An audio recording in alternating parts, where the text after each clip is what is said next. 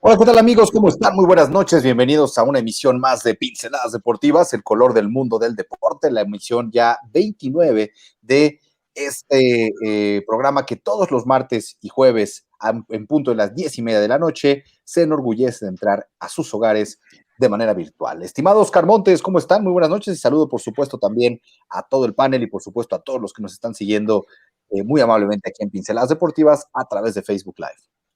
¿Qué tal, Pato, Javi? Lalo, ¿cómo están? Muy buenas noches a toda la gente que ya se está empezando a conectar con nosotros. Un saludo enorme. Ya saben, el placer de estar con ustedes.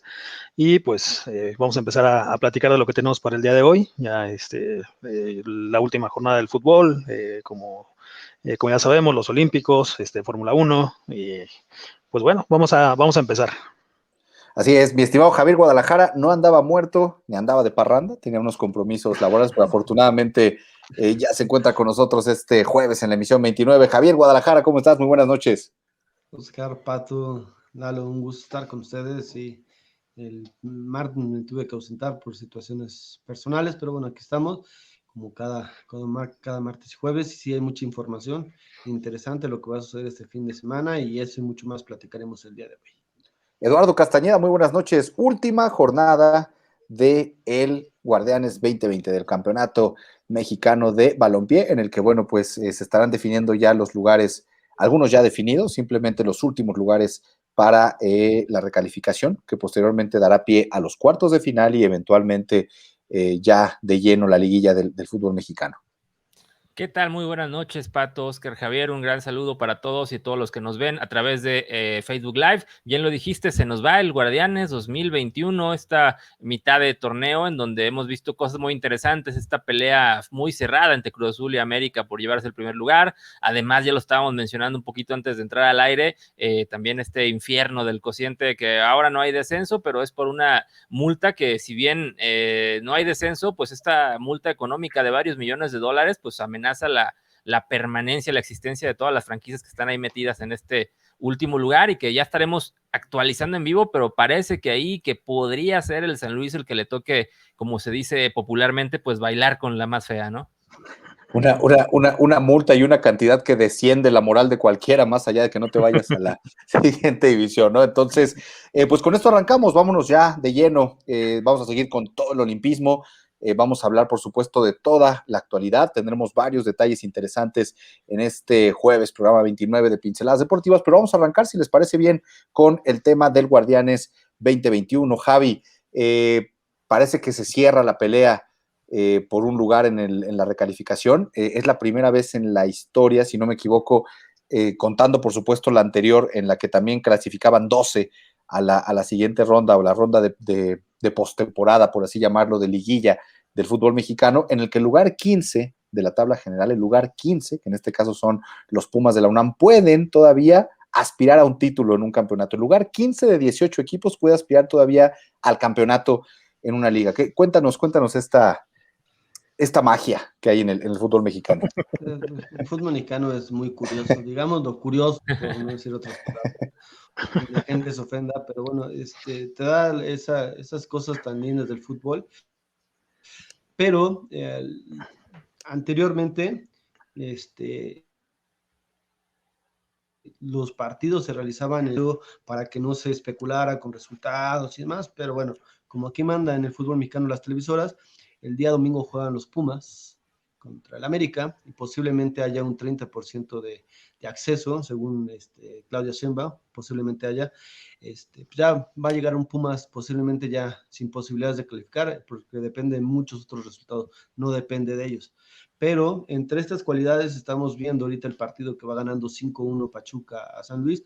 Si el Atlas fuera el último lugar de la tabla general y tuviera que pagar esos 120 millones, Atlas no podría clasificar a la liguilla y habría un lugar número 13, porque Atlas está entre los primeros 7, 6 lugares. Entonces, de esas bondades que te da el fútbol mexicano, ¿no? En este momento se está jugando el primero de esta última jornada, que es Pachuca en contra de San Luis. Está perdiendo al momento San Luis por goleada, 5-1. Veremos cómo termina. Dudo que remonte San Luis, no, pero habría que ver si con la derrota ya queda fijado esto, o todavía perdiendo Atlas hay posibilidad de que se mueva, no sé. No, ya es un hecho. Tendría que haber ganado hoy San Luis y esperar que Atlas perdiera para que Atlas fuera el último lugar. Pero no, ya con esta derrota ya nada se mueve. Ya es el último lugar y tiene que pagar 120 millones. Ahora el tema es el dinero y la inversión es del Atlético de Madrid. No van a estar a gustos pagando 120 millones de pesos con un equipo que no trasciende, que no forma jugadores, que su objetivo era trascender en el fútbol mexicano y no lo están logrando. Pues, yo creo que lo pensarían 2 o 3 veces, ¿no? Ahora, momento, aquí el tema, perdónos, aquí el tema con San Luis, digo, ¿quiénes son los dueños, los propietarios del conjunto de San Luis? El Atlético de Madrid. ¿Quién sería el responsable entonces de formar jugadores, de que el equipo sea protagonista, de que el equipo tenga una identidad con su ciudad, que logre ser, digamos, un club, de transformarse en un club, digamos, protagonista? ¿Quiénes serían los responsables de ello? En teoría el Atlético de Madrid, de hecho Más el bien, director deportivo, parte del staff técnico y parte del staff administrativo lo trajo el Atlético de Madrid. y entonces, no será más bien a la inversa, no será más bien que la gente o la gente que vive en San Luis, más bien fuera el que está, o son los que están realmente, tendrán que estar molestos con la administración del club madridista, en este caso, con el club madrileño. O sea, a lo que voy es que el discurso me suena como que es que el Atlético de Madrid no va a querer seguir invirtiendo si esto le está yendo mal. A ver, aquí el único culpable de que el equipo tenga que pagar 120 millones de dólares por un posible descenso o evitar el descenso es el Atlético de Madrid. Ellos son los dueños, ellos son los que realmente son los responsables de que este equipo sea protagonista, no a la inversa, ¿no? Entonces, no sé, ¿no? Es curioso el discurso, pero yo más bien lo veo al revés. O sea, aquí más bien la gente es la que tendría que exigirle a la administración del Atlético de Madrid el por qué a pesar de que vienen y lo compran, sigue tan pobre o sigue el equipo sigue sin brillar como en teoría ellos lo prometieron o ellos quisieran, ¿no? No, y porque hay que recordar que mucho del descenso del descenso en la tabla de cocientes de San Luis, pues viene directamente de este último año, que fue porque hay que recordar que la situación del Atlas, que era el primer candidato a pagar esta multa al inicio del año, que muchos lo vean ya como algo casi decretado, pues bien lo dices, Pato, yo estoy de acuerdo contigo. San Luis se fue en caída libre, sumado también, y esto que no estamos incluyendo, los problemas extracancha, jugadores indisciplinados, estos conatos de bronca, incluso con la misma afición ahí en las tribunas. Yo creo que San Luis durante este periodo pandémico de que comprendió el torneo anterior y estos torneos raros de la pandemia, obviamente debió haber tenido algún efecto, pero no es justificación. Creo que han sido un desastre y que se debe achacar completamente a la administración del Atlético de Madrid. Creo yo que tal vez la dirigencia allá en Madrid subestimó al fútbol mexicano, en el sentido de que creyeron que iba a ser fácil, trae a alguien con disciplina europea y obviamente va a venir a deslumbrar y a ponerle los ojos verdes a todos. No creo que... Exactamente. No es así. Estamos hablando de que sí, obviamente la Liga Mexicana tiene en el fútbol muchas situaciones incomprensibles, ridículas, injustas por temas de dinero, de directivos que hacen malos manejos, pero yo creo que el aspecto deportivo de la Liga de Fútbol en México no debe de subestimarse, en el sentido de que sí, obviamente se está lejos de las ligas europeas, pero estamos al nivel como liga, haciendo el promedio de... Yo sigo diciendo que en América es Argentina, Brasil y México, y sin un orden, a veces está mejor una, a veces está mejor la otra. Yo creo que no hay un orden en esas tres. Un año puede ser cualquiera, pero Argentina, Brasil y México están, yo creo que por ahí incluso si las pasaras a Europa, yo creo que incluso son ligas mejores que las ligas bajas de Europa, que la de Bélgica, que las de Chipre o estas ligas que luego hay en la Champions League. Pero yo creo que se subestimó en la dificultad, tanto en lo administrativo como en lo deportivo del fútbol mexicano. No es un fútbol que se deba tomar a la ligera. Y yo lo digo como de forma anecdótica, porque incluso dentro de los mismos equipos, administrar un equipo de grados de dificultad. Y por experiencia, por ahí, una experiencia profesional que tuve en la vida, me tocó verlo de primera mano. Hace unos años, en 2014, cuando precisamente TV Azteca adquiere al equipo Atlas, que es uno de los inmiscuidos en este problema, pensando que ya con la experiencia que tuvieron con Morelia iba a ser fácil, un equipo de una ciudad grande con afición, y se la vio tan difícil Azteca con la administración de un equipo tan difícil en lo mediático, en lo deportivo, que fue por eso que pues se lo venden ahora al administrador actual, que es Grupo Orlegui, el dueño también de Santos. Entonces es difícil, ni conociendo el fútbol mexicano como le pasó a Azteca, es pan comido manejar un equipo, y creo que San Luis está viendo esto. No, es que también, por ejemplo, el Atlético de Madrid, pues yo creo que lo que coincido, ¿no? El desconocimiento del fútbol mexicano, pues digo, aquí lo que se hizo fácil y atractivo fue agarrar al equipo, a lo mejor, pues digo, no es por ofender ni por hacerlos menos, a uno de los equipos más económicos, ¿no? Entonces fue como, digo, traemos la experiencia justamente de España, de otra liga, de otro ritmo de fútbol, vamos a ponerla aquí, pero pues digo, así que no contaba, ¿no? Con la diferencia que existe entre los dos países, ¿no? Para desarrollar el fútbol.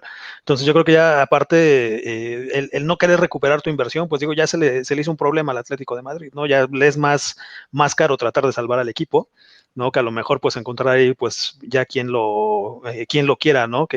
O no sé, hasta ahorita que hay, bueno, no es la parte del descenso, pero el clásico cambio de plazas, ¿no? De equipos, pues digo, yo creo que hasta lo estaban viendo también como una opción, ¿no? Así como que, pues bueno, ya el que se vaya, pues ya recuperamos lo que se pueda, ¿no?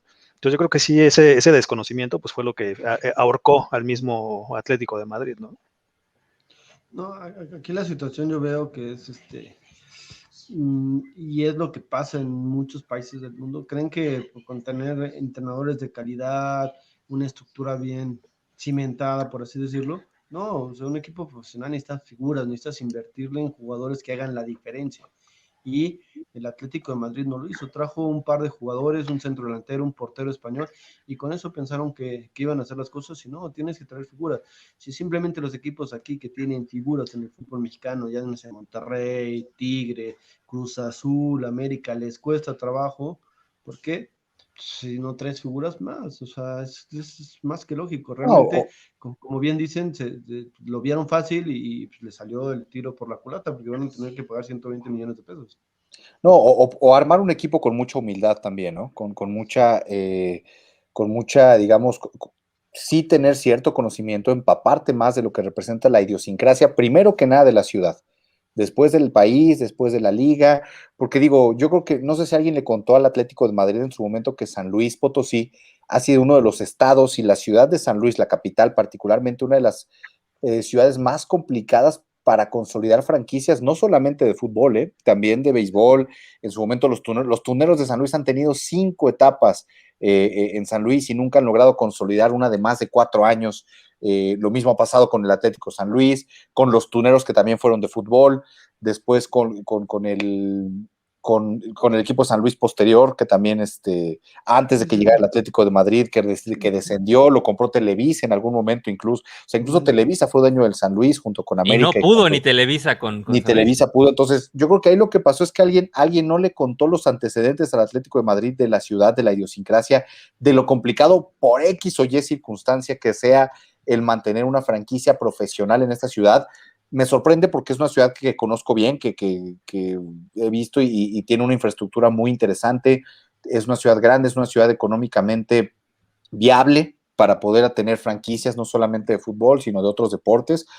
Sin embargo, siempre existe algún detalle que a la hora cero termina por mermar el presente y después el futuro de cada franquicia. Entonces, eso es algo que debió haber entendido el Atlético de Madrid de entrada para poder tener una franquicia en esta ciudad. Y posteriormente, bien lo mencionas, Javi, o sea, el hecho de invertir, de no tener figuras, a lo mejor tener figuras no necesariamente es traer a alguien que con un renombre tan marcado, ¿no? Porque a lo mejor no tienes el dinero, no tienes las posibilidades económicas, pero sí pudieras tener, por lo menos armar con cierta humildad un equipo, ¿no? Armar un once ideal con un equipo que todos jueguen para todos, etcétera, ¿no? Ya en temas más futbolísticos, más profesionales, de cómo armar un equipo que no sea de hombres, de nombres, sino de hombres, o sea, ya varios armados que te pueden llevar por lo menos a rescatar al equipo de la quema, ¿no? Y ya después de que rescates al equipo de la quema, pues ya piensas más allá, ¿no? Pero es un proceso que el Atlético de Madrid, por lo menos hasta hoy, ha hecho de manera muy lamentable, ¿no? Y ahí está el ejemplo del Puebla, ¿no? Lo que dices de un equipo humilde. Ahí está Puebla como claro ejemplo, ¿no? En tercer lugar. No, Así es.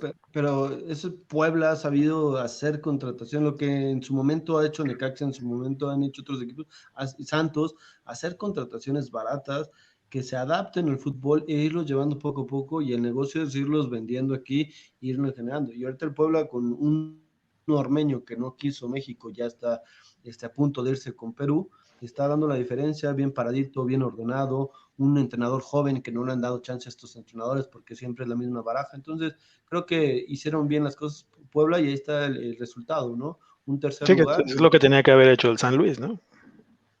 esa es la diferencia. Pero Sí, pues, ¿cuántos años Puebla intentó hacer cosas raras y en cuanto se puso serio, hizo las cosas bien, ahí está el resultado? Nada más tenía que forrar el estadio y ya, era la solución.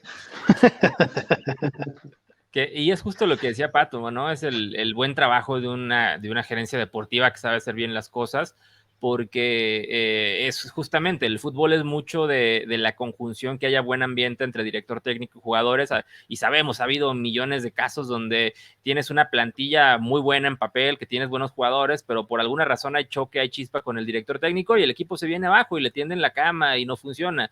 No sé, no he observado detenidamente el torneo de San Luis para decir que haya habido algo de esto, pero de que hay una falla en la gerencia deportiva, tanto al momento de elegir los jugadores, como que el cuerpo técnico no hizo clic con el plantel, eso se ve directamente en los resultados, y creo que más allá de todo, sí, los responsables directos, creo yo, sí es directo, primero que nada, obviamente desde allá en Madrid, la gerencia general del equipo, y luego ya aquí en México, pues sí, el área de la gerencia deportiva, que no supo leer el mercado mexicano como debía ser.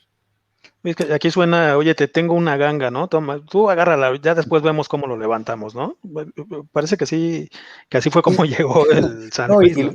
y lo irónico del Atlético de Madrid, ¿no? Que pasó de ser un equipo en el que el aficionado sufría por ser aficionado del Atlético de Madrid, valga la redundancia, a ser ya un equipo magnate de los magnates del fútbol mundial, con resultados más sólidos, con resultados más, digamos, ya más reconocidos, ya con constantes protagonismos en cada uno de los torneos en los que está, hasta con nuevo estadio, ¿no? El Vicente Calderón pasó a la historia hace unos años ya.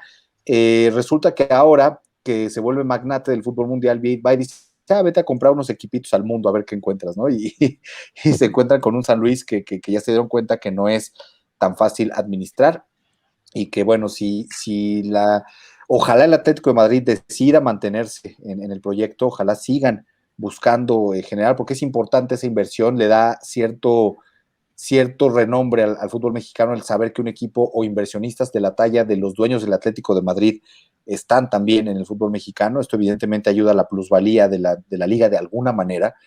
Entonces, bueno, pues esperemos que se mantengan y que pues, si van a pagar la multa y que si eventualmente van a generar una estructura para seguir adelante en el fútbol mexicano, pues sea más sólida y puedan, si no ser un equipo protagonista, por lo menos darle un poco más de solidez en algunos eventos, ¿no? Pelear la copa, No, estar a media tabla, no sé, ir poco a poco en ese checklist de logros, ¿no?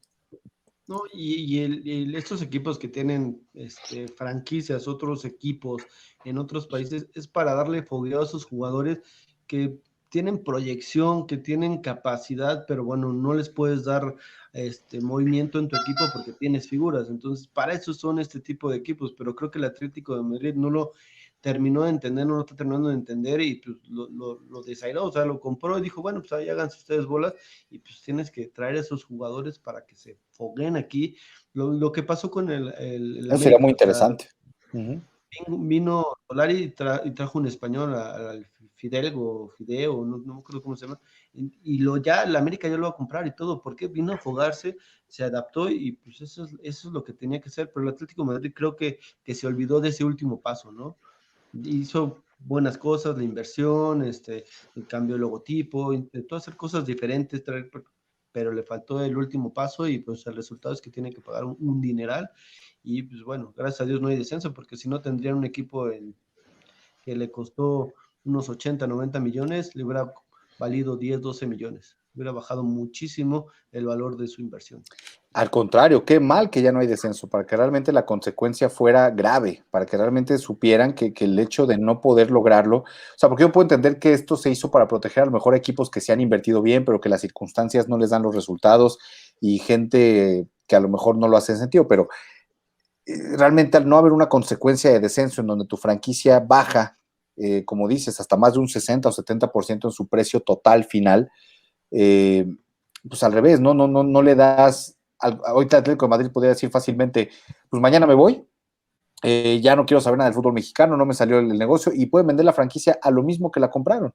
Pero entonces, si ellos descienden y esa franquicia se les va a un 80 o 70% menos de su valor, pues van a querer, al contrario, van a querer, digamos, resarcir el daño, van a querer tener que estar por lo menos un año más, nada más para poder recuperar la inversión. Es decir, jugar una temporada en la Liga de Ascenso o en la Segunda División o como lo quieran llamar, para volver a ascender al equipo y con eso recuperar un poco la plusvalía que perdieron con la pésima temporada que tuvieron este año, ¿no? O sea, de verdad que hasta en eso el fútbol mexicano es dadivoso, ¿no? En dejarle a los inversionistas que se equivocaron la oportunidad de volver a recuperar su dinero, aunque no lo merecieran en ese sentido, ¿no? Y la ventaja que tiene ahorita el San Luis es que tiene un verano largo para empezar a planear la siguiente temporada, que es clausura y apertura del fútbol mexicano. Entonces, si son inteligentes y les dolió pagar 120 millones, yo creo que sí van a hacer un poco de diferencia, ¿no? Y pues ya quedó sellado esto, que terminó el encuentro allá en Pachuca, 5-1 perdió San Luis. 5-1 Perdón, en en su San Luis, casa. perdón, sí. Sí, así es, perdón, allá en 5-1 San perdió Luis. San Luis en San Luis, así es, exactamente. La Increíble. costumbre, perdón, pero leí el resultado con el Pachuca en segundo lugar y creí que era béisbol y dije, se local el Pachuca, pero no, recordé que en el fútbol primero es el local. Es a la inversa. Así es. Pues bueno, después de escucharla.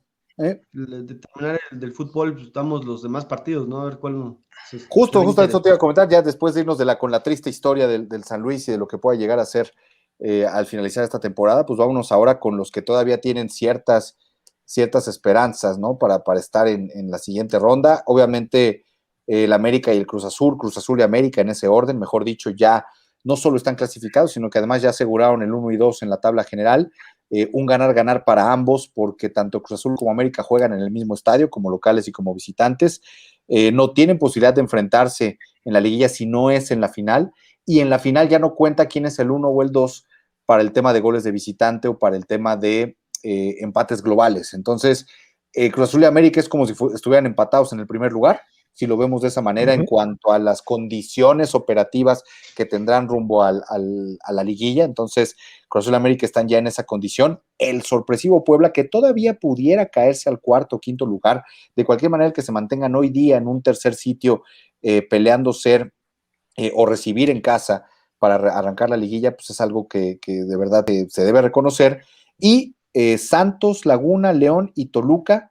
Bueno, Santos, Laguna y León que siguen todavía, que son los más consolidados buscando todavía clasificarse directo, ser de los primeros 4 que se clasifique directo, porque bueno, si me lo permiten rápidamente dar un contexto de la liguilla y del fútbol mexicano en cómo se estará en el formato de liguilla que ya se repite por segundo campeonato consecutivo. Los primeros 4 pasan directo a los cuartos de final y después los siguientes 8, es decir, del 5 al 12, juegan un repechaje o una recalificación de un solo juego a un juego de ida en casa del que quedó mejor colocado de esos 8 equipos, del 5 al 12, y los equipos que salgan, los ganadores de esas rondas de recalificación, ahora sí conforman los cuartos de final del fútbol mexicano. Entonces, Cruz Azul y América son los únicos que están garantizando ya este lugar. Puebla, Monterrey están a punto de hacerlo. Santos pudiera pelear junto con León, y a partir de Toluca, Atlas, Chivas, Tigres ya buscando simplemente no irse más abajo y no perder su lugar.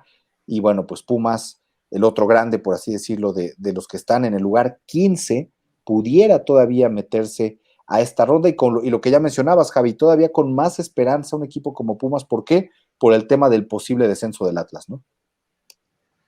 Sí, no, es curioso esta situación. Y pues, nos da partidos bastante interesantes y historias también muy tristes, por así decirlo, porque pues, el partido de León, Querétaro, el de Chivas Tigres, pues, son los últimos partidos en torneo regular de Ambriz y del Tuca Ferretti, porque terminando el torneo se van ambos, haciendo muy buenos papeles, uno el histórico de Tigres y otro pues, el que les dio el último campeonato a León, o sea, cosas que realmente hay que analizar y ver en esta última jornada y en esta liguilla, ¿no? Que hay que recordar, Tuca Ferretti se va por problemas ahí personales con los directivos de Tigres, al menos es lo que cuenta por ahí la prensa, que ya no se entendió con los nuevos directivos que llegaron recientemente ya a Tigres, entonces se habla precisamente de que esta salida de Nacho Ambriz de León puede ser porque ahí está el reemplazo, el nuevo timonel de Tigres, pero pues no sé, ahí veremos qué sucede en este receso del fútbol mexicano. Y es el mismo caso también con, perdón, con Nacho Ambriz, ¿no? También en el León, también ahí está, pues también sonando varias cosas, ¿no? También con directiva, digo, desafortunadamente, pues no, parece que no se van a poder arreglar y pues ahí se acabó la historia de Nacho en el León, ¿no? Digo, aprovechando esta situación, más allá de que Nacho Ambriz, quien es completamente de la escuela de Javier Aguirre, hay que recordarlo, tuvo una escuela como asistente técnico del técnico de los Asuna durante muchos años, muchísimos años, hasta que decidió obviamente tomar su camino. Justo también en el Atlético estuvo un rato también ahí con el Atlético también Aguirre. estuvo un rato, sí, correcto. Aquí lo que hay que mencionar, yo más bien digo, esto lo hice como un detalle, ya que hemos hablado varias veces de Javier Aguirre, que en este momento está con Monterrey y también a punto de clasificarse y como siempre un triunfador, más allá de los temas extracancha que ha tenido a lo largo de su carrera. Yo aquí más bien quisiera poner el tema del Tuca Ferretti. Ricardo Ferretti, ¿en qué lugar de la historia del fútbol mexicano está el Tuca Ferretti? A mí me deja son 11 años de darle grandeza a un equipo que no lo era, en este caso Tigres, más allá de que haya tenido algunos otros títulos, es decir, Tigres es el Tuca, y Tuca es gracias, entonces estos Tigres son gracias al Tuca, y el Tuca ya va a ser difícil ubicarlo, a pesar de la historia que tuvo en Pumas como jugador y como técnico, también logrando un título, va a ser muy difícil que hoy día al Tuca no se le relacione con Tigres, por tantos años, por toda la grandeza que le dio como entrenador. Entonces, ¿en qué lugar está Tuca Ferretti como entrenador en el fútbol mexicano? Para ustedes, real. Está en el top 5, yo creo que sí, pero como también tu top 5. algo que no, que le van a juzgar mucho y es como la pedrita en el arroz, es las formas. Teniendo equipos tan poderosos, con jugadores tan talentosos, siempre se amarraba, siempre estaba atrás, cuidaba los resultados, metía un golecito y se echaba para atrás. Cuando veía que se le complicaba, se metían en el asador. Esas formas para un equipo que podía ser tan espectacular, también lo cuestionaría. Yo estoy en completo desacuerdo, pero escucho a los demás. Yo creo que era analítico con el equipo que tenía enfrente también, ¿no? Porque también dependía mucho no fue parejo el rendimiento de Tigres, no estamos hablando de que siempre haya sido un equipo que estuvo en los primeros lugares, entonces creo que sí era muy analítico en ese sentido, ¿no? A lo mejor podía tener, te voy a poner un ejemplo, a un América, ¿no? A un León el torneo pasado, que también lo hacía que se frenara un poco, porque no era tanto el equilibrio en la parte ofensiva como en la defensiva. Entonces, creo que también sabía leer mucho los partidos, lo que dices, ¿no? Con un gol a lo mejor se tiraba para atrás. Pero creo que era por algo. Creo que el Tuca nunca tomó esas decisiones por no querer dar espectáculo o por querer dar espectáculo de más. Ahora, si nos vamos por números fríos, por estadística nada más, tenemos que el Tuca Ferretti pues es el mejor de todos los tiempos junto a Nacho Treyes con 7 títulos del fútbol mexicano. Si por ahí en la liguilla llega a despedirse con un título, pues estaríamos hablando de que sería el máximo ganador de títulos en la historia del fútbol mexicano. En cuanto a presencia, yo creo que también en cuanto a presencia, a méritos, a trayectoria, a influencia dentro del mismo fútbol mexicano, yo creo que también está totalmente al nivel del mismo Nacho Treyes, Raúl Cárdenas, que también está por ahí entre los más ganadores, Javier de la Torre, quien fue técnico de las Chivas del campeonísimo, yo creo que está en ese mismo nivel de esos técnicos legendarios. Así de sencillo, estamos hablando que pudiera ser, yo creo que la gente y la prensa no se atreve porque muchos achacan eso que menciona Javi, que Javi, con todo respeto, a mí se me hace más bien al revés, se me hace una falta de respeto para él, el juzgarle las formas, cuando estamos hablando del director técnico con más títulos en la historia del fútbol mexicano. Estamos hablando de un entrenador que le dio 10 campeonatos nada más a Tigres, más lo que en su momento ganó con Pumas, más lo que ganó previamente con Chivas, más el título que ganó, estamos hablando que ganó con Pumas, con Chivas, con Tigres, cantidad con de títulos. Toluca ganó otro, ¿no? También. Más los campeones de campeones, más los títulos de CONCACAF. Dirigir a la selección y sacarlo del hoyo de la selección mexicana. Cuando llegó a la selección y clasificó a la selección a una Copa Confederaciones en esa encomienda de 3 partidos, Yo creo, Javi, que el hablar de las formas con un técnico como Tuca Ferretti es faltarle rotundamente al respeto. O sea, yo creo que estamos, o sea, las formas, pues digo, la visión del fútbol, pues depende de cada aficionado, depende de cada técnico, depende de cada persona que guste de ver el fútbol de distintas maneras, de maneras de triunfar. Yo creo que si tú volteas de pronto a ver un almanaque de fútbol en 10 años y te pones a ver a cada uno de los técnicos del fútbol mexicano y ves al Tuca Ferretti con el resto, más que está en un top 5, yo creo que está en un top 2, y si me apuras hasta en 1, dependiendo de cómo lo vayamos viendo. Ahora, y si tú en 10 años le dices a un jovencito que le estás enseñando de fútbol y está estudiando fútbol y ve que en un almanaque de fútbol está el Tuca Ferretti con tantos campeonatos, con tantos logros históricos en el fútbol mexicano, ¿te atreverías tú a decirle, la única piedrita que tuvo en el zapato fueron las formas? ¿Y se lo podrías explicar correctamente y tendrás justificación para decírselo? Digo, pregunto, a lo mejor sí, no sé. Yo desde mi punto de vista de lo que he estudiado, lo que he visto, lo que he vivido y lo que he dirigido, a mí sí me gustan equipos que jueguen de una forma diferente y más teniendo el arsenal que en su momento ha tenido el Tuca Ferretti. Yo haría algo diferente. Obviamente, volvemos a lo mismo. Tienes que ser muy frío y decir, bueno, es un güey que ha ganado muchísimo, es un director técnico que su personalidad ha tenido jugadores de talla Guiñac, Salcido, demás jugadores, y se le han cuadrado el Tuca. O sea, tiene muchas cosas muy buenas. Por eso nada más es el pequeño detalle que diría, podría haberlo hecho mejor, diferente, pero bueno, le salió y ha logrado muchas cosas que muchos otros técnicos en su vida lo lograrán o lo harán, ¿no?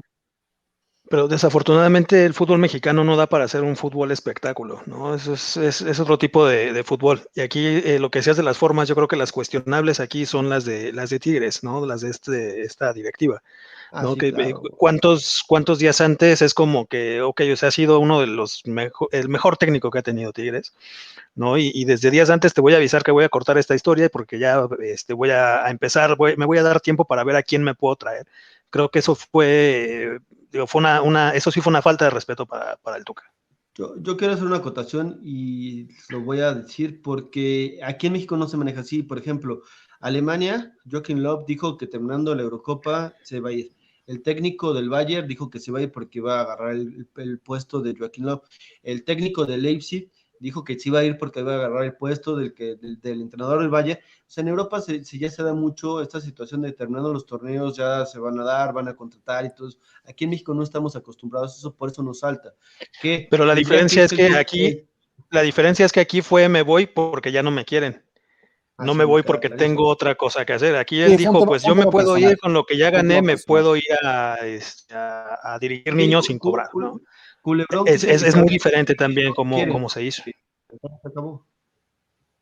Sí, sí, sí. O sea, fue un tema directivo de los que siempre se habla. Ahora, no hay que dudar, no dudemos también que muchas veces estos movimientos tienen jiribilla, ¿no? O sea, muchos culpan a la nueva directiva, culpan a Culebro, culpan a otros nuevos miembros directivos, pero por algo llegan estos miembros directivos. Y si los miembros directivos tomaron esa decisión, yo no creo que el más importante de todos, el presidente del equipo, no esté enterado de lo que están haciendo, ¿no? Entonces, y no creo y si no los respaldara, ya los hubiera regañado o ya los hubiera corrido a ellos para dejar al Tuca, ¿no? Ahora, Entonces, hay que recordar hay que buscarle todos los pies al gato. que también, o sea, en un lado sí es uno de los más grandes directores técnicos en México de todos los tiempos, todo esto, pero hay que recordar, y esto nos ha dado muchas muestras de ello a nivel público, que Tuca Ferretti sí a nivel personal es una persona muy difícil de tratar, ya, o sea, hay pruebas en video que más de una, que hasta un meme se volvió de cuando le ponía sus regañezas a sus jugadores.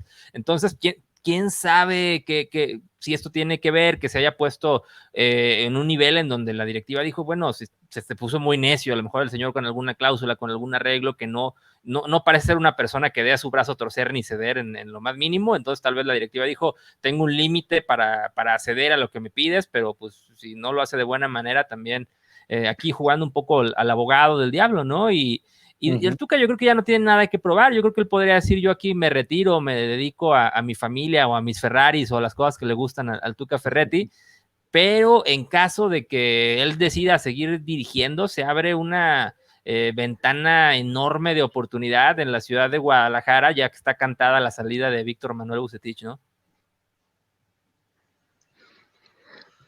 Así es, pues. Yo creo que también hasta con los problemas de salud que tiene, yo creo que sí ya es como para decir, ¿saben qué? Pues que ahí nos vemos, ¿no? Sí, con tantos Ferraris, ¿qué más le podría hacer falta al Tuca Ferrari? No, y de verdad que yo creo que sí, a mí me gustaría, yo digo, yo sí, si fuera parte del tema selección, yo, y más allá de lo que logre Martino en este proceso, que hay que respetar el proceso y hay que irlo llevando poco a poco, yo sí sería de los que le ofrecería, a ver, pues despídete con la selección, estás todavía en edad, estás en facultades, y a partir del 2022 o desde 2023, acabando el Mundial de Qatar, ponerlo ya como el último, digamos, como su cereza en el pastel, y ofrecerle, yo creo que el puesto de director técnico de la selección nacional, ya simplemente para cerrar esa gran carrera histórica que ha tenido en el fútbol mexicano. Es mi punto de vista. Sí, como un regalo así para agradecerle todo lo que ha dado por el fútbol mexicano. Y simplemente hace unos cuantos meses le dio el resultado histórico en segundo lugar en un Mundial de Clubes. Además, Circunstancias más, pero pues un segundo lugar. No, pero nadie hay que estar en el momento exacto, a la hora indicada para este tipo de cosas, ¿no? Y él es, además de exitoso y trabajador, también las circunstancias se le han dado para muchas cosas, ¿no? Entonces, pues eso también hay que reconocerlo, ¿no? Y otras aportaciones a la cultura pop mexicana, el famosísimo padre de este término legendario, que son los partidos moleros, se lo debemos al Tuca Ferretti. Al también. Tuca Ferretti. Qué curioso, ¿no? Que un extranjero venga a jugar con nuestro lenguaje y perfeccionarlo para este tipo de cosas, ¿no? Si nos vamos con otras, hay varias, será muy bueno ahí de pronto investigar los tucazos de la historia desde su carrera y ponerlos en ese sentido, ¿no? Entonces, pues bueno, esperemos que así sea. Y bueno, nada más repasando antes de ir con el siguiente punto, que es la Fórmula 1, los juegos de esta, si te parece bien, Javi, los juegos de esta jornada, solamente para que la gente sepa y más o menos cómo quedaría confeccionada la postemporada, o la liguilla, dicho en términos de fútbol mexicano, para, digamos, una vez que termine la jornada 17 del próximo fin de semana. Sí, les platicamos. El día de mañana, Necaxa Atlas ya no tienen, tiene que pelear a lo mejor estar en un cuarto o quinto lugar. Necaxa no pelea absolutamente nada. Igual mañana Juárez contra Toluca buscando posesionarse también en esos 4 primeros lugares. Chivas, Tigres y Chivas tratando de que no lo saquen, porque Chivas está ahí peleando entre que se queda y no se queda, y Tigres buscaron un lugar mejor para poder recibir este repechaje de local.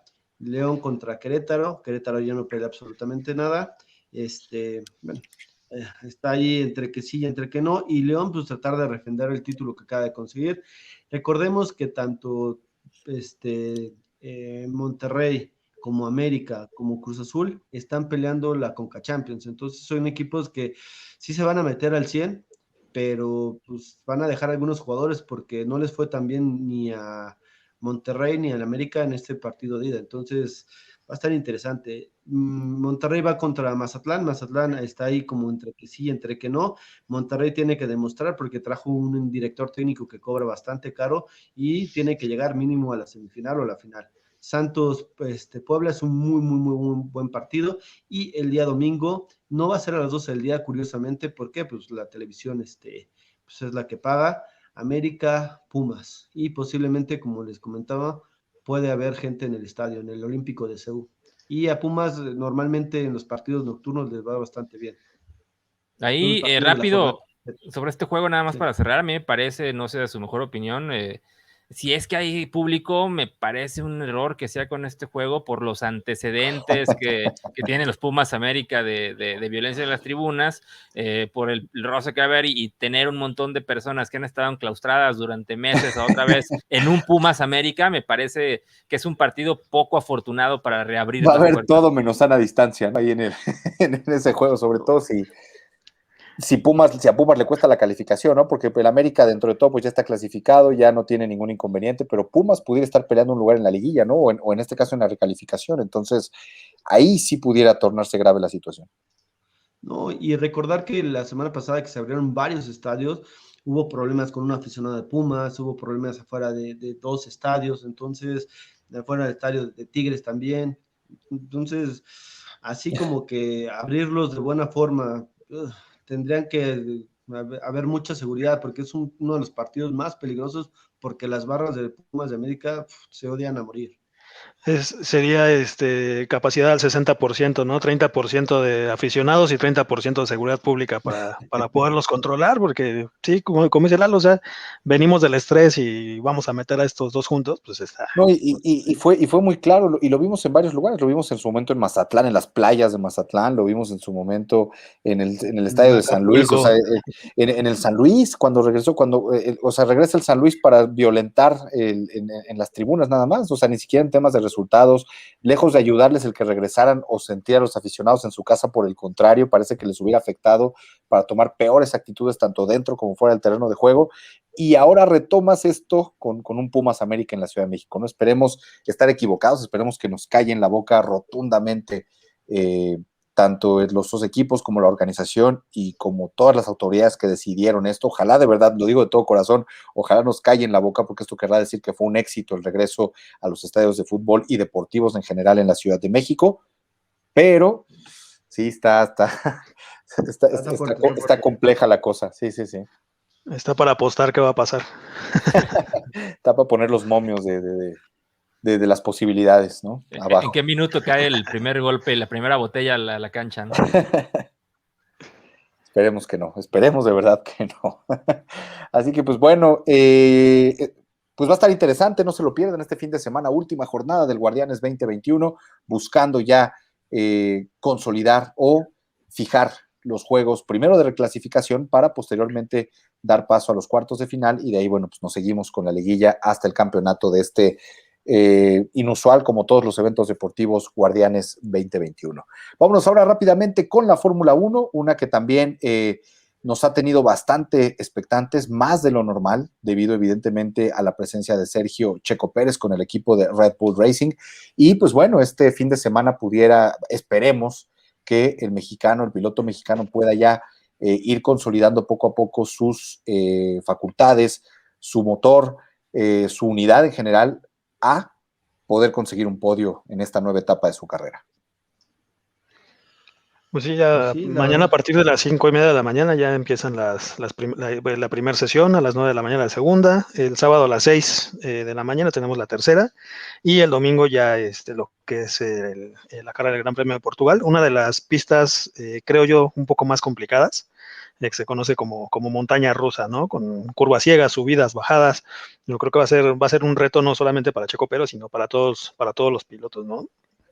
Sí, va a ser importante ahí el autocontrol que tenga Checo Pérez. Hay que recordar que si algo lo ha caracterizado en su carrera como piloto es que no creo que, no lo voy a llamar arriesgado, pero sí es un piloto temerario en el sentido de que él hace lo que tenga que hacer para escalando posiciones, porque él está acostumbrado a estar en escuderías y con autos que quizá no estaban al nivel de los mejores. Entonces él está acostumbrado a hacer ahí a veces maniobras un poco temerarias, y pagó por ello en la anterior carrera en Italia, en donde, recordemos, arrancó desde la segunda posición en las calificaciones, y algunas malas decisiones ahí en el manejo lo llevaron a lugar 14 en la anterior carrera ya en Imola. Entonces yo creo que esto es un buen aprendizaje muy temprano en la temporada. Entonces creo que es un buen aprendizaje para él, que tenga mejor comunicación con el equipo, que esté consciente de que ya tiene el respaldo de la escudería, que tiene un buen auto. Y va a ser una prueba difícil por lo que comentan, porque es una pista complicada, es una pista accidentada. Entonces yo creo que será muy interesante si obtiene un buen resultado aquí, tanto la confianza como su aprendizaje en Fórmula 1 nos puede hablar de que se vienen grandes cosas para él en la temporada. No, y hay que recordar que Checo Pérez, muy independientemente de lo que ustedes quieran, él le gusta trabajar bajo presión. En pistas complicadas ha sacado buenos resultados, y bueno, si son complicadas, él ha sabido aprovechar ese tipo de situaciones, que sus compañeros o otros pilotos se distraigan tantito, y Checo Pérez se mete ahí, y va a depender, como bien dicen, de la calificación, pero yo siento que esta tiene que ser la carrera, se tiene que ir consolidando, porque Red Bull no va a tener mucha paciencia, y con Checo Pérez, por más que sepa toda su trayectoria y su talento, tienes que dar resultados, ya es la tercera carrera, tiene capacidad, tiene un buen carro, es nada más que tenga una cabeza fría y haga lo que sabe hacer, que es manejar bien, que es cuidar neumáticos, que es ser muy inteligente y estudiar muy bien las carreras. Cabe señalar, y como un buen dato curioso aquí, otorgado por la Oficina de Información, que este Gran Premio de Portugal fue en donde precisamente Lewis Hamilton llegó a 92 victorias, con lo que superó a Michael Schumacher en el máximo histórico para un piloto de Fórmula 1, ¿no? Así que, bueno, entre los datos curiosos dentro del Gran Premio de Portugal, uno de los más, digamos, de los que más disfrutan los pilotos, dicho por ellos mismos, por las condiciones que representan, ¿no? Tanto de la pista como de los alrededores. Más allá de que el tema de la pandemia pueda limitar muchas cosas, sigue siendo uno de los premios, o es uno de los premios, el portugués, de los más atractivos, tanto para aficionados como para pilotos, ¿no? Entonces, va a ser muy interesante ver a Red Bull nuevamente y a Mercedes buscando los podiums y con sus pilotos estelares, con Verstappen, con Checo Pérez, Hamilton buscando seguir consolidando su carrera y, por supuesto, estaremos muy pendientes de lo que pueda ocurrir el próximo fin de semana en este Gran Premio de Fórmula 1. Y bueno, pues si les parece bien, vámonos ya con el olimpismo. Sigue la cuenta regresiva para el arranque de los Juegos Olímpicos. Desafortunadamente, y antes de ir con cada uno de los temas que sin duda alguna van siendo cada vez más reveladores, sigue en la mesa la posibilidad de la cancelación de los Juegos Olímpicos. Desafortunadamente, no parece ser que haya una tercera ola en Japón. Ya lo habíamos comentado un poco el programa pasado. El día de hoy siguen las noticias, siguen los asesores médicos del gobierno japonés buscando que se reconsidere el poder traer un evento tan importante a la capital japonesa. Y caray, ¿cómo podemos, cómo podríamos realmente, ahora con qué certeza, después de todo lo que ha venido ocurriendo, todas las nuevas inversiones que ahora se han hecho con la nueva reanudación de los Juegos Olímpicos o la reanudación de la nueva cuenta regresiva, el que puede existir una cancelación? Afortunadamente, como lo mencionamos previamente, la disciplina de los japoneses pudiera dar cierta esperanza al mundo de que esto va a salir de manera satisfactoria, pero bueno, sigue siendo un tema que no deja de estar en el aire, al igual que el COVID como tal, ¿no? No, y también en el tema de la población, esta conciencia que tienen los japoneses podría ser también un factor para, socialmente, tratar de impedir que lleguen los Juegos Olímpicos, ¿no?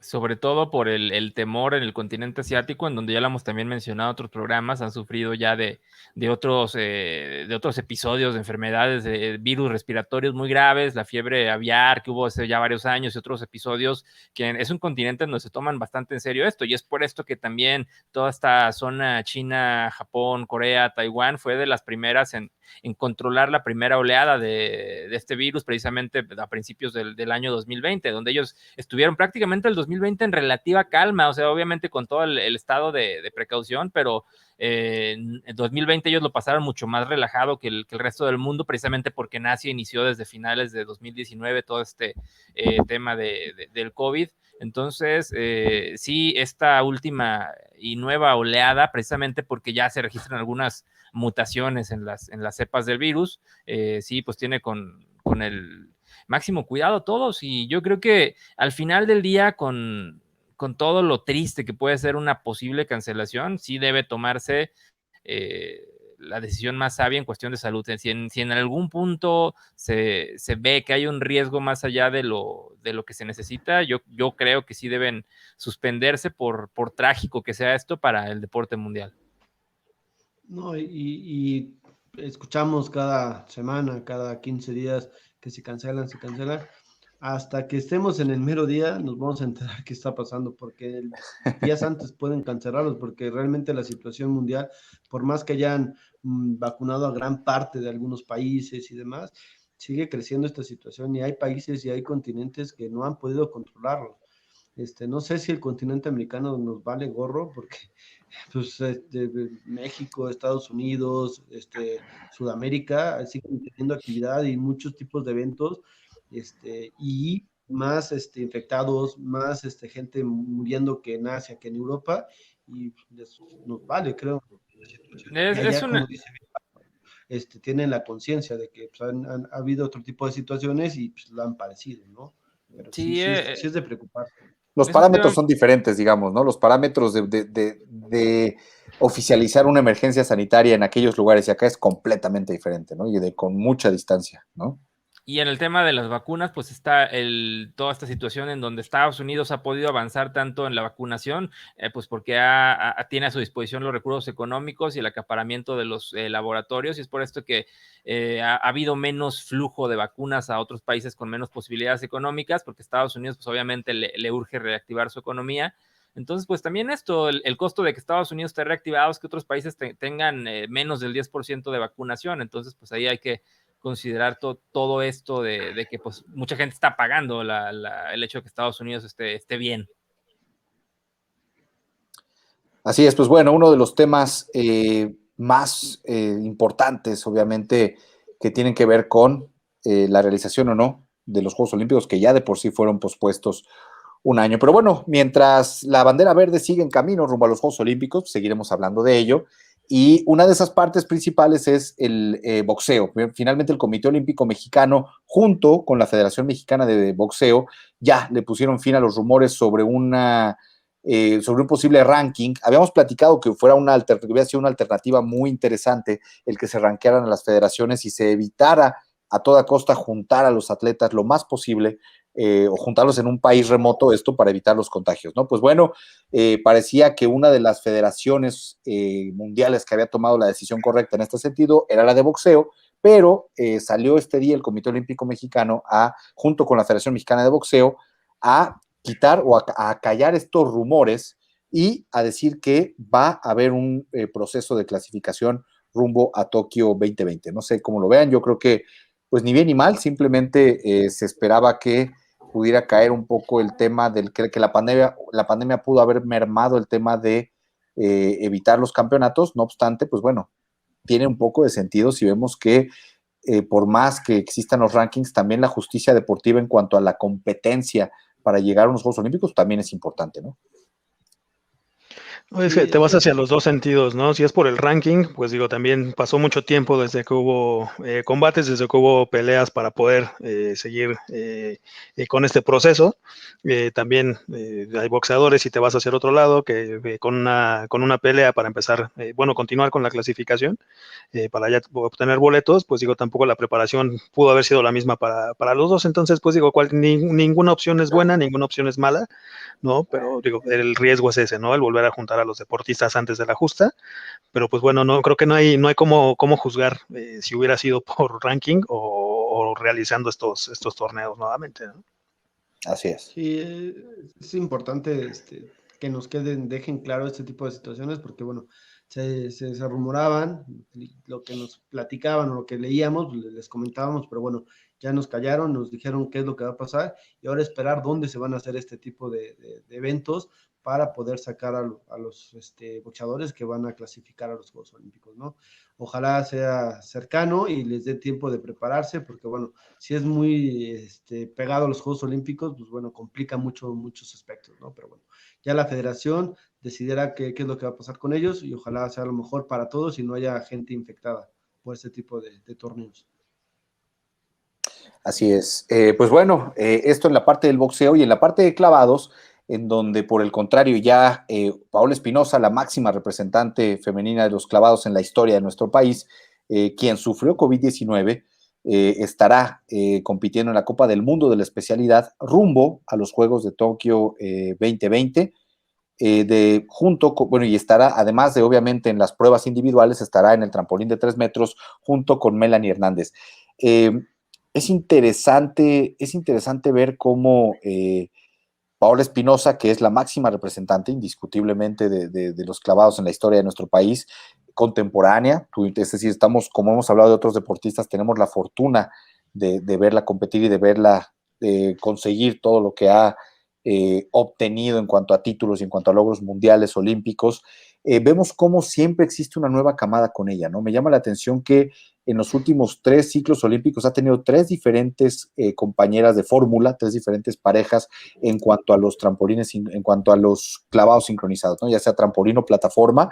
De verdad es de reconocerse. ¿Por qué? Porque esto quiere decir que la escuela de clavados mexicana no para y sigue buscándole a Paola, en este caso, una una fórmula ideal para poder seguir consiguiendo medallas, y esa misma fórmula que le consiguen a Paola puede llegar a ser eventualmente la siguiente Paola, mientras otra más se une a las parejas triunfadoras, ¿no? Es un proceso que veo muy interesante, no muy a fondo, tengo que decirlo, habrá que hablar con la gente de clavados para, incluso podríamos eventualmente invitar a gente de clavados para que nos hable de este tipo de procesos, pero qué interesante, ¿no? Qué interesante, al menos a mí se me figura bastante acertado, como en torno a la máxima figura que es Paola Espinosa, se va creando una escuela de clavadistas mexicanas, ¿no? Y No, mexicanos. estamos hablando ya más de una década de lo que lleva esta presencia de máximo nivel de Pablo Espinosa en los clavados, entonces sí creo que es uno de los deportes históricamente en donde mejor se hacen las cosas en México, y pocas veces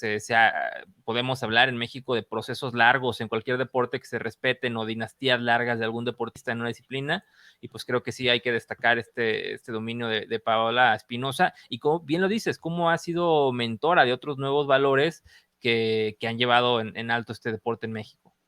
Sí, se ha vuelto una profesora en activo, ¿no? Prácticamente. Es encontrar, como lo mencionas, ¿no? Encontrar a la sucesora prácticamente. Pero pues digo, qué mejor forma de aprender que estando en las competencias en campeonatos mundiales y al lado del personaje que es Paola Espinosa. ¿No? Y recordar que Pablo Espinosa ha pasado por procesos complicados, por procesos normales, pero bueno, truncan un poco la parte deportiva. Tuvo sus altos, sus bajos, tuvo varias parejas ahí dentro de los clavados, y con la última pareja ya tuvo un bebé, ahorita con el COVID, o sea, realmente ha pasado varias cosas y se sigue manteniendo. Eso es un trabajo mental, eso es un trabajo de capacidad, es un trabajo de preparación, y nos sigue demostrando que muy a pesar de muchas circunstancias y del tiempo, si eres constante, tienes capacidad y entrenamiento, pues puedes lograr lo que ella está consiguiendo, ¿no? Así es, pues bueno, que sigue el éxito en los clavados para el deporte mexicano. Una de las esperanzas de esas medallas o de esos pronósticos de medallas que tanto hacen especialistas, directivos, autoridades, sin duda alguna los clavados están metidos dentro de esa, digamos, dentro de esa polla política, ¿no? Por una medalla dentro de los Juegos de Tokio 2020.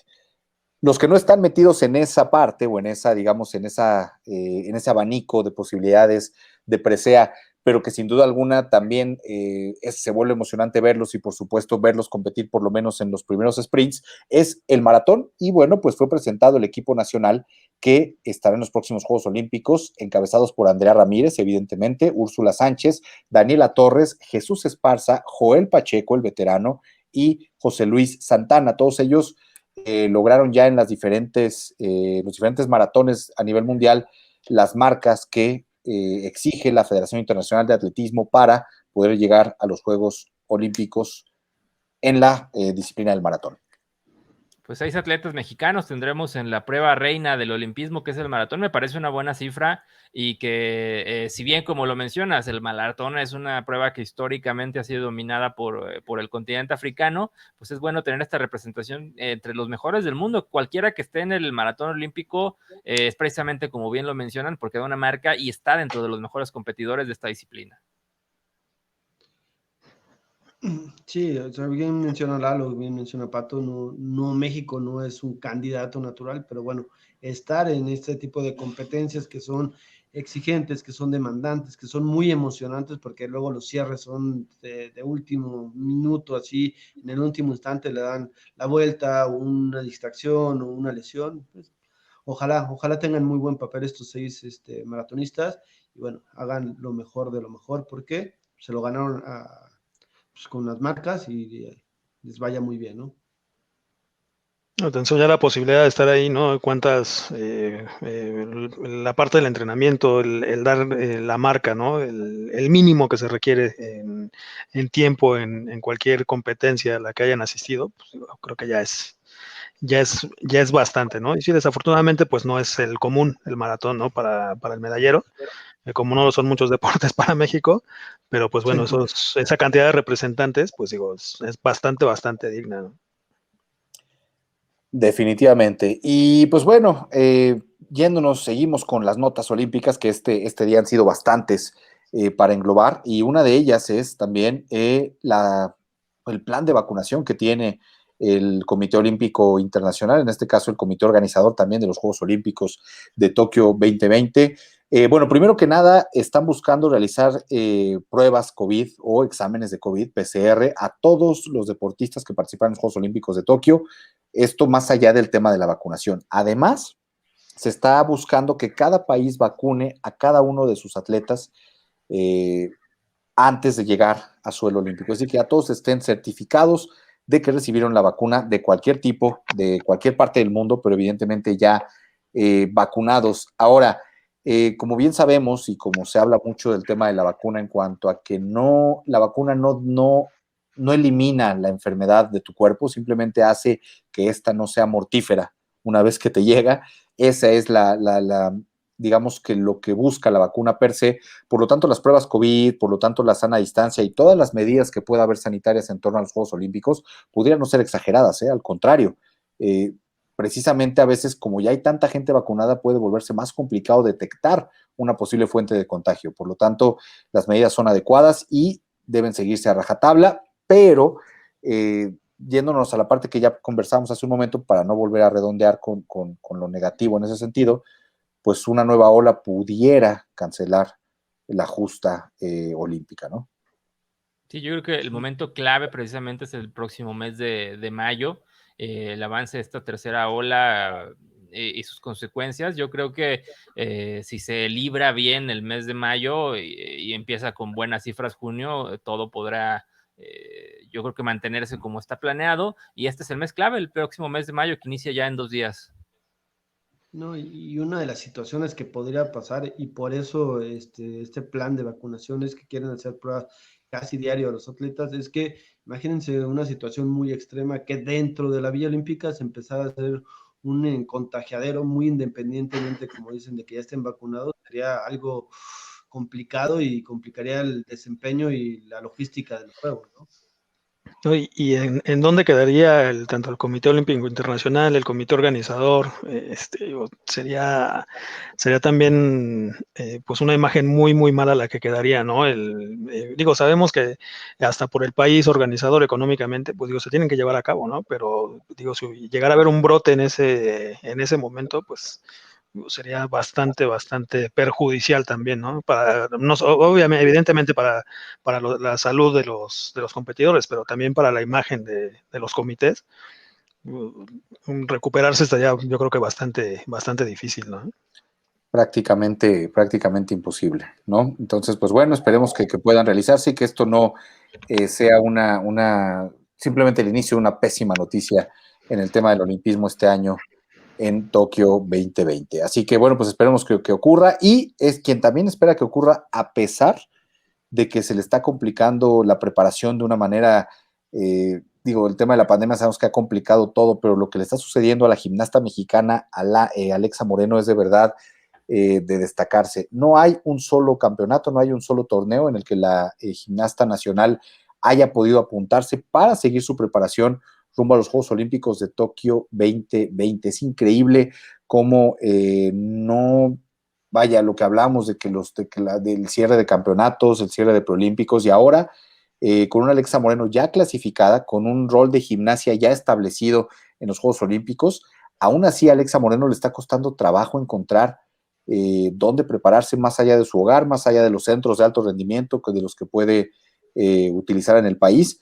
No ha logrado encontrar un lugar donde entrenar, ¿no? De verdad, esto debe resultar preocupante para la Federación Mexicana de Gimnasia, como la que pudiera ser la máxima representante de la gimnasia mexicana en la historia, la que pudiera lograr un lugar, digamos, más allá de lo que pudiéramos soñar como mexicanos en cuanto a la gimnasia. Quizá la última con estas características fue Denise López en su momento, en los Juegos Olímpicos, precisamente, si no me equivoco, de Sydney 2000, en los que al final llegó a una final en el salto de caballo. Por primera ocasión en la historia un gimnasta mexicano llegaba a una final en esta disciplina, y ahora con Alexa Moreno, que se habla inclusive de una esperanza de medalla, no tenga dónde practicar a nivel competitivo, me refiero con otros países, digamos, en el argot internacional, ¿no?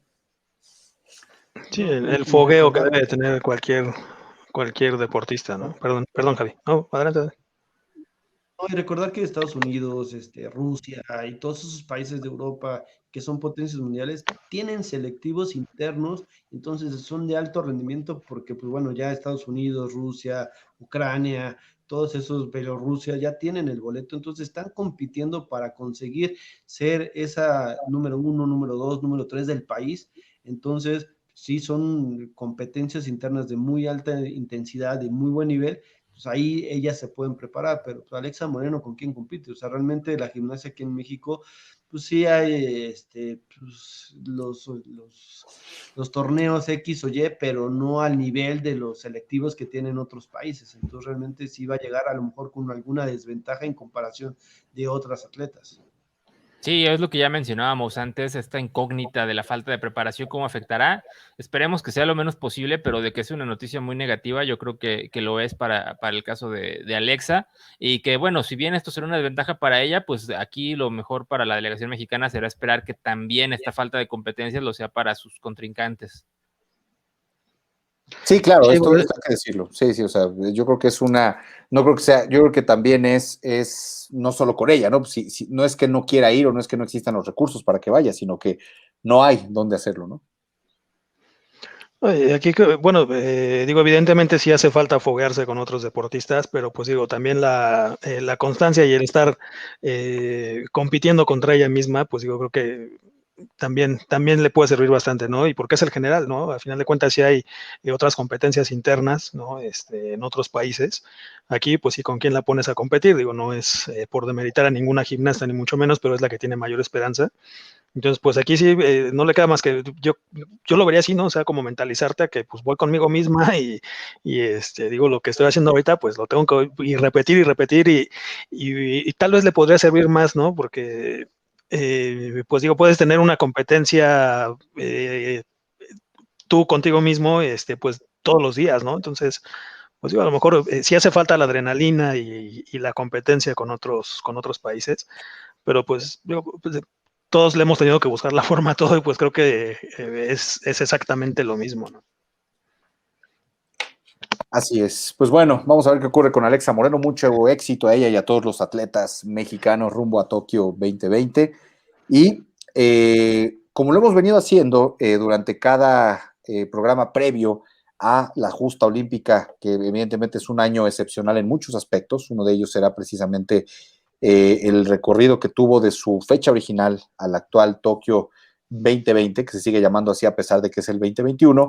Decidimos cada programa darles a conocer un atleta diferente, un atleta pudiera ser mexicano en algún momento se habla de otro país. Esto, bueno, para que vayan conociendo a las grandes figuras que tendremos en la próxima justa a celebrarse el próximo verano en tierras asiáticas. Y este día vamos a presentar a Teddy Riner de Francia, un judoka medallista olímpico en 2012 y 2016 y además 10 veces campeón mundial, nada más. Aparentemente estaba ya en un proceso de retiro, quería que esta fuera su despedida. Dijo que no lo hubiera sido de haber competido en 2020 realmente, como estaban planeados los Juegos Olímpicos de Tokio, pero al venir un año entero de recorrido en otros campeonatos mundiales y por supuesto en la justa olímpica, que es la más importante para el grueso de los atletas, pues ahora sí está considerando el retiro en estos Juegos Olímpicos de Tokio 2020. Entonces, pues él, como muchos atletas, coinciden en que estos Juegos Olímpicos deben de ser el parteaguas para la nueva normalidad de la humanidad.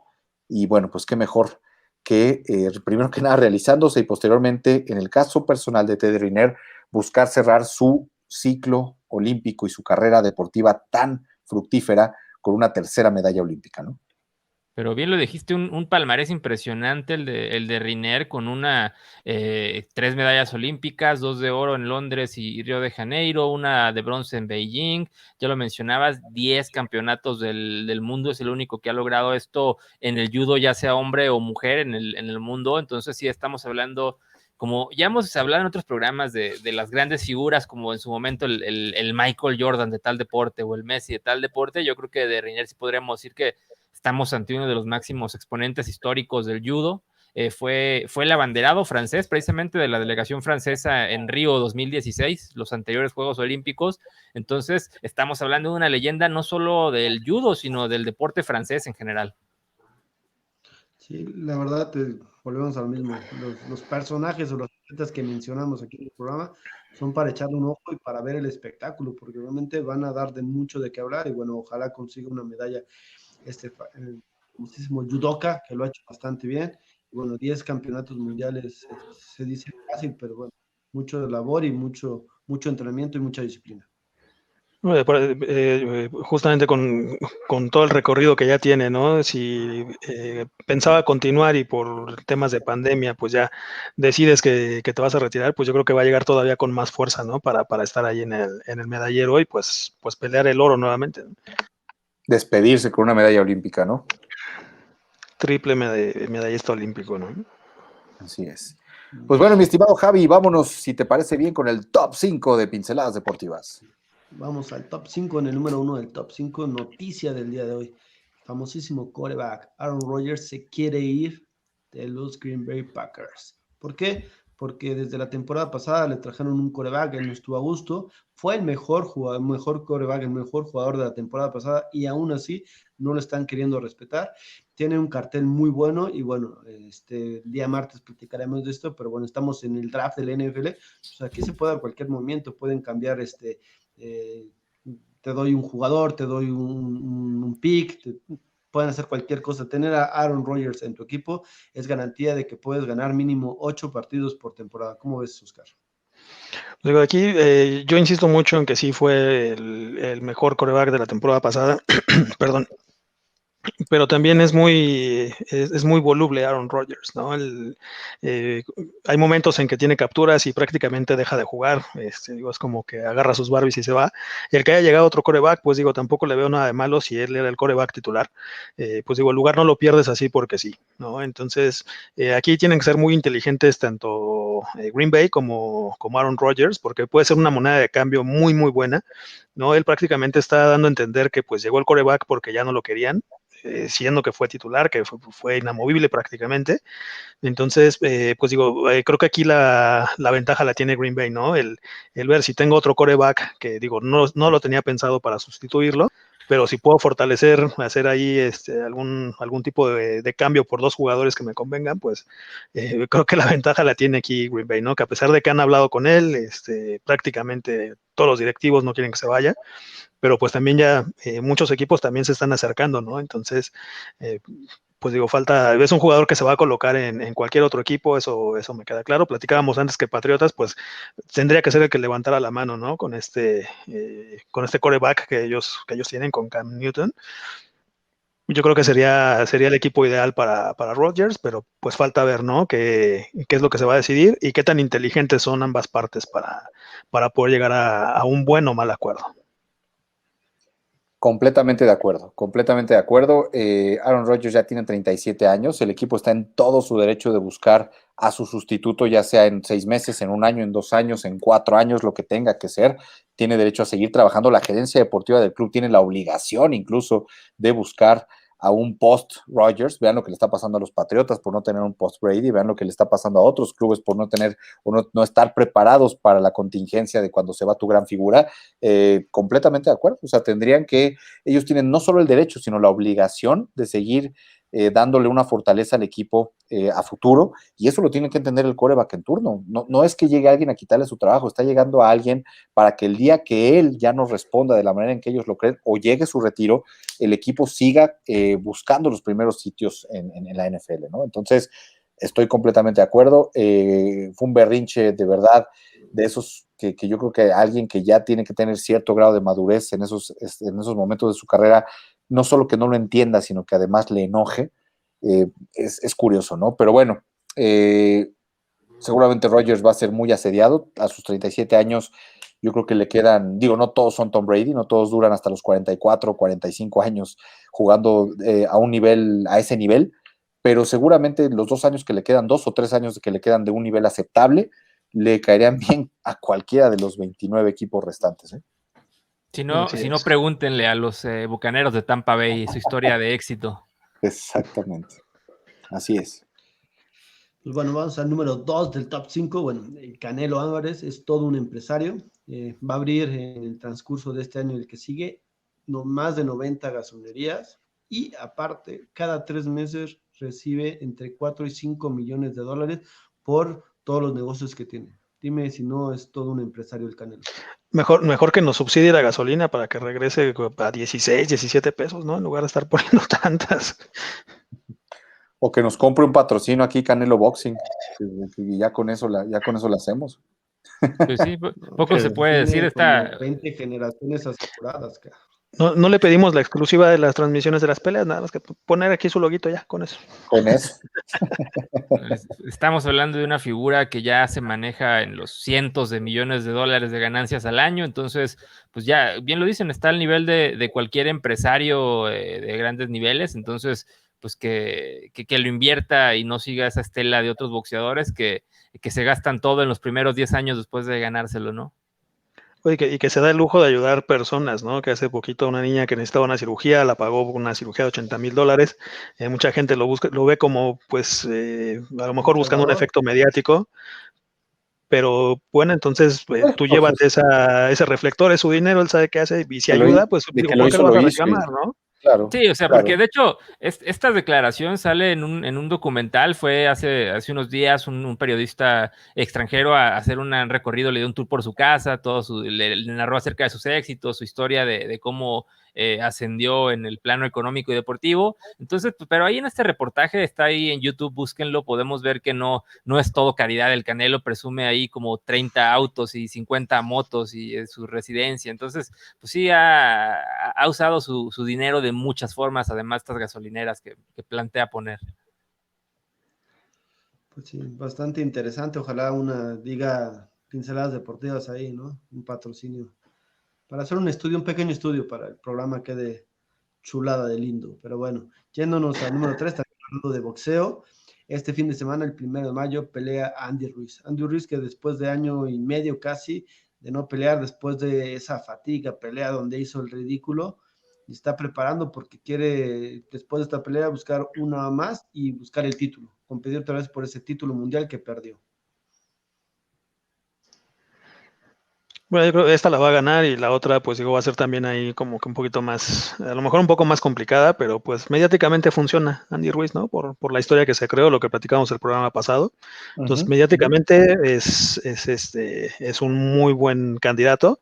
Entonces, de que va a llegar, ¿no? Y, digo, se siente feo decirlo así, pero pues creo que ya prácticamente está escrito, ¿no? Hay que buscar nada más al rival, el campeón en turno, y pues vámonos.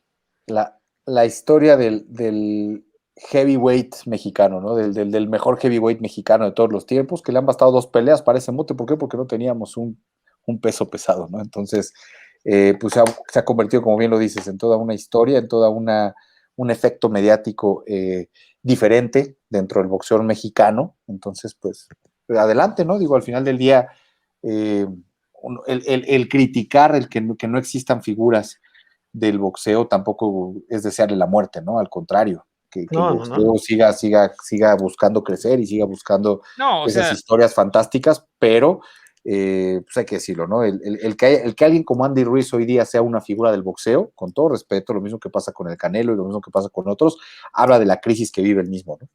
Y que literalmente sí aprovechó su golpe de suerte, ¿no? Perdónalo. Al mismo tiempo, sea lo que sea, ya Andy Ruiz se ganó su lugar en la historia del boxeo mexicano, y como bien lo dices, Pato, sí es porque pues en México no había habido pesos pesados, pero ya es el primero, y quizá no sé en cuánto tiempo tarde para volver a ver otro campeón en pesos pesados, pero al final del día es un buen récord, porque estamos hablando, y volviendo a lo que ya hemos platicado antes, el caso del béisbol, donde normalmente en México luego se cree que solo hay pitchers, entonces es bueno ver quién es el primero que rompe una marca de bateo, una marca de jugador de posición. Es algo similar, o sea, romper ese estereotipo de que el mexicano, en el caso del boxeo, pues estábamos acostumbrados a que solo era de pesos pluma, gallo, medio, welter, ya cuando mucho, que había habido algunos destacados en esos pesos, pero pues es importante, y sí, ahora sí que haya sido como haya sido, ya tiene su lugar en la historia del boxeo mexicano, Andy Ruiz. Efectivamente, pues, a ver qué tal le va, ya lo platicaremos el día martes aquí en el programa, qué tal estuvo su pelea, a ver si acaba pronto, pero bueno, uno de los datos, Andy Ruiz todavía es joven y el peleador contra el que va tiene 40 años. Entonces, pues, ya un flanecito más, ¿no? Pero bueno, para volver a estar en los espectaculares, para agarrar ritmo y buscar ese campeonato otra vez. Y bueno, el número 4 del top 5, el Estadio Azteca está entre los 10 mejores estadios del mundo. En primer lugar está el de Barcelona, el Camp Nou, el segundo el Old Trafford, el tercero Wembley, el cuarto el Allianz Arena del Bayern, en quinto está el Anfield, el sexto está el Signum Park del Borussia Dortmund, en séptimo está en San Siro, en octavo está en Santiago Bernabéu, en noveno el Maracaná y en décimo lugar está el Estadio Azteca.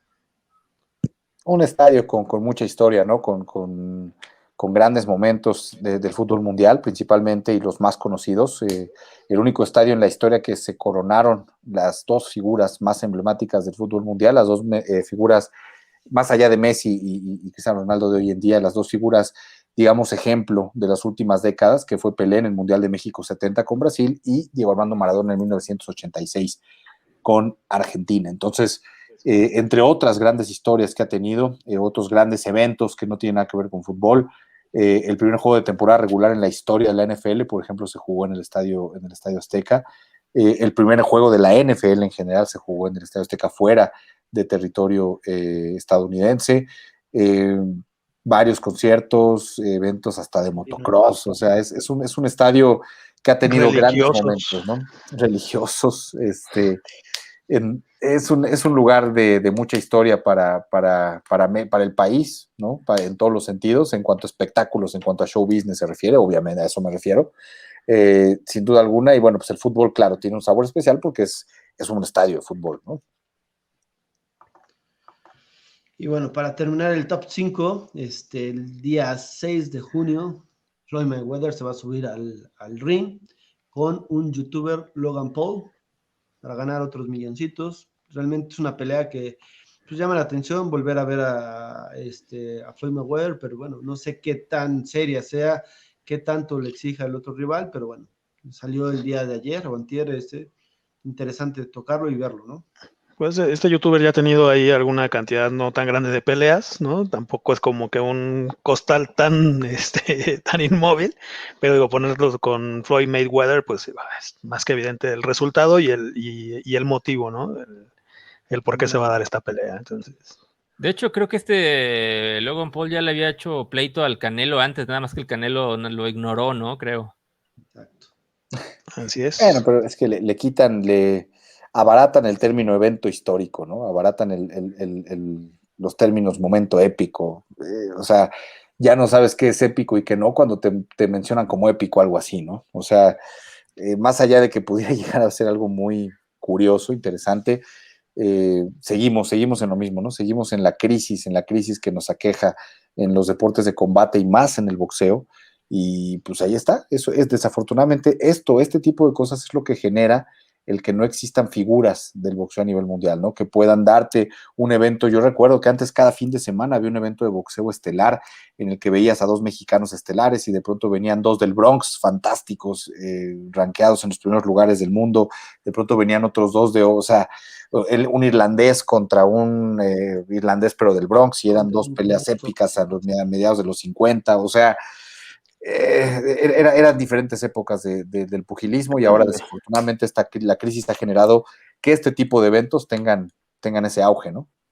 No, y todavía más para acá también cuando el extinto Cablevisión no era el dueño de todas las peleas y digo, si no era necesitaba, y cada 8 días eran peleas, peleones, ¿no? Entonces sí, eran carteles impresionantes. Sí, se agradece ya tenerlos en televisión abierta, pero pues nada que ver, ¿no? Parece ser que la televisión abierta llegó cuando ya la necesitaba en boxeo, en teoría, ¿no? Que era que era vender este humo, con todo respeto. Exacto. ¿No? O sea, cuando se necesitó la venta de humo porque ya no había figuras, fue cuando el boxeo llega realmente a la televisión abierta. Así es. Y bueno, pues ya para terminar el programa del día de hoy, las recomendaciones para el fin de semana, muchachos. ¿Qué tenemos? Bueno, yo tengo una película de Amazon Prime que se llama The Way Back, que es un exatleta universitario que con el paso del tiempo se vuelve alcohólico, se vuelve una persona depresiva, y el deporte lo regresa nuevamente a la vida prácticamente, ¿no? Regresa como coach del equipo de la universidad, del equipo de básquetbol. Y pues digo, la verdad es que es una historia de esas que, como hay muchas en el deporte, motivacionales, pero pues la verdad es que está bastante entretenida y está muy recomendable para el fin de semana. Pues mi recomendación va acerca de los Juegos Olímpicos, y creo que mezcla el tema del deporte con el tema social y político. Es un documental hecho hace 2 años, en 2018, por la NBC, la cadena norteamericana de noticias, que hace un documental acerca de los Juegos Olímpicos de México 1968. Y de hecho el documental en inglés justamente se llama 1968 A Mexico City Documentary, un documental de la Ciudad de México, y es narrado por Serena Williams, y como ya lo imaginarán, tiene como punto central las protestas de los atletas negros que estallaron durante estos Juegos Olímpicos, en específico las de John Carlos y Tommy Smith, quien tras ganar medallas en atletismo, pues protestaron como parte del movimiento de Panteras Negras. Entonces después sufrieron la expulsión de la delegación de Estados Unidos, fueron ridiculizados y humillados en su propio país. Entonces este documental precisamente narra este aspecto social, ahora también tan en boga, de la lucha por los derechos raciales en Estados Unidos, a través del ente histórico de ese año, 1968, lo que pasó en la Ciudad de México, y bueno, sobra decir también el contexto político que había aquí en México en ese año. Bueno, yo me voy a un poco más vintage. Estaba revisando en Netflix, en la plataforma, y bueno, vi una caricatura que, si no me acuerdo si la hayan visto, pero a mí me encantaba y la volví a ver, la estoy volviendo a ver. Slam Dunk, que es de basquetbolistas, así como la versión de Supercampeones, pero de basquetbol, impresionante. O sea, la verdad, una de las series que más me gustaron en época, y bueno, me hizo revivir grandes etapas de mi vida, ¿no? Realmente se las vuelvo a recomendar si no la han visto, si son jóvenes, millennial o generación Z, les recomiendo mucho esa serie. O ya tienen su credencial del INAPAM. ¿Cuál es la generación Z? La más nueva es la generación Z, los chavos actuales. Sí, como dice la chaviza, ¿no? Casi. Z de zombie. Es la generación Z. Los que ya no conocieron nada más atrás de las touchscreen, ¿no? Exactamente. No, pero yo respaldo esta recomendación, es una serie muy buena. Yo también me encanta. En su tiempo, durante los 90s, fue uno de los cómics más populares en Japón. O sea, ya no hablemos de deportivos, con todos los cómics de ficción y de artes marciales y de los que hay por allá, en su tiempo logró destacar como uno de los más populares, porque combina muy bien tanto el drama ahí de adolescentes de la escuela con el deporte, con el básquetbol. Es muy bueno, sí, también lo recomiendo. Y esa parte, ¿no? De los... vino mucho antes de Supercampeones, de todas esas caricaturas japonesas deportivas que conocemos, vino bastante antes, ¿no? Entonces es también bien interesante. Sí, yo también la recuerdo muy bien. Todos los sábados a las 7:30 de la mañana la pasaban ahí. Obviamente te das cuenta que fue de los 90s, en el apogeo de los Toros de Chicago, porque el uniforme de la escuela del protagonista es igualito al de los Toros de Chicago, con blanco y rojo. Así es.